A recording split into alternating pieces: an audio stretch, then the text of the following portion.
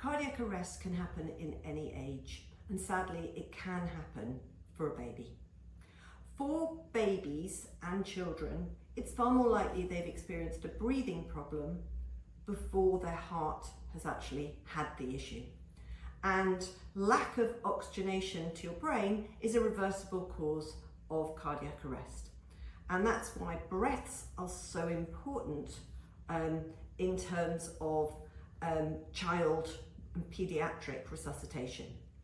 Adults retain oxygen in their system once they've had a cardiac arrest. Not for very long, but for a few minutes, they will still have oxygenated blood in their system.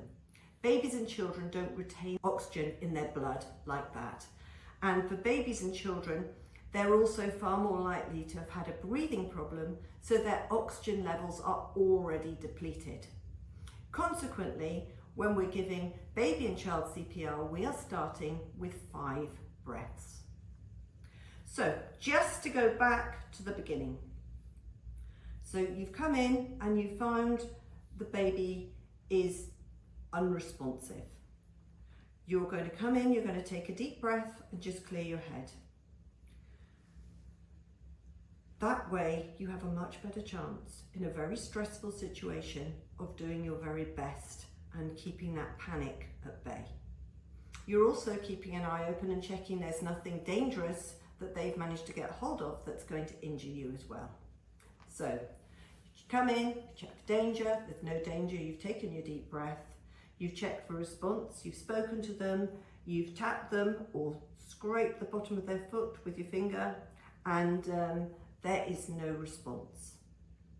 You now need to open the airway and check for breathing. For a baby, 1 hand on the head, 2 fingers under their chin, and you just go to horizontal.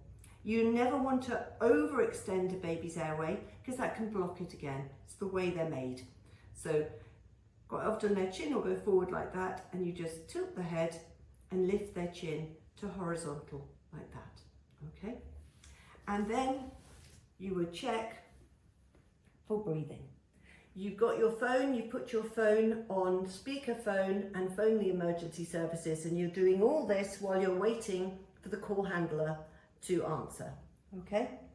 If they are unresponsive and they're breathing normally and you're confident that they're breathing normally, then you would put them into the recovery position so that you would maintain their airway. So you would put them into a position like that, or you would roll them onto their side and put something here to keep them on their side and keep checking that they are breathing. If they are unresponsive and not breathing normally, you are going to start with 5 breaths. So you've tilted the head, lift their chin to horizontal. You're going to seal your mouth around their mouth and nose because of the size of it is too difficult to hold their nose and breathe in. So you're going to cover both and puff with a puff of your cheeks. Their little lungs are about the size of a tea bag. So you don't want to breathe in too much to inflate their lungs. You're just doing a quick puff to inflate their lungs.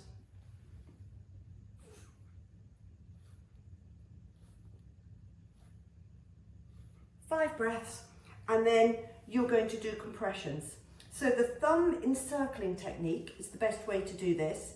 So 2 thumbs, one on top of the other, on the sternum, in the center of their chest, between the nipples, and you're holding your fingers around like this, but you're not pressing on their ribs, you're not squeezing like that, you're just pushing down with your thumbs like this.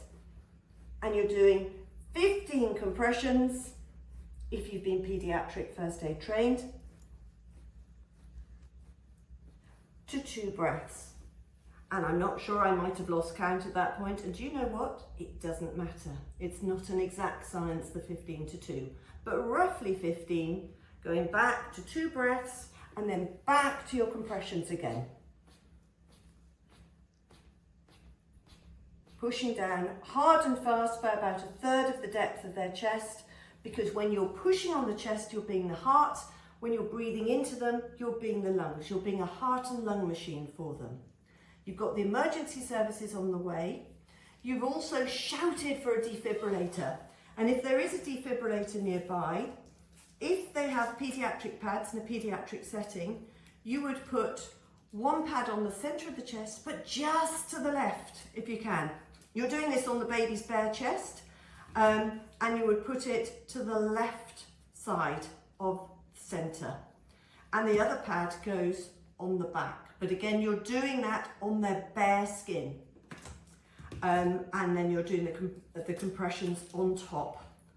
If you haven't got paediatric pads or a paediatric setting, and the baby is unconscious and not breathing, you can still use adult pads. You would put one on the centre of the chest. There's going to be no room to put it for one side or the other, and one on the back. It's unlikely that they will be in a shockable rhythm. So it's unlikely that the defibrillator will let you shock. But if it does, then it means that that child was in a shockable rhythm, and any shock is better than no shock. You've got the emergency services on the way. You keep going. You're giving compressions and breaths, and as I say, the emergency services are on the way. Thank you for listening. If you found this helpful, please share with others. We have a wealth of free resources on our websites, www.firstaidforlife.org.uk and onlinefirstaid.com. You can also subscribe to our channel.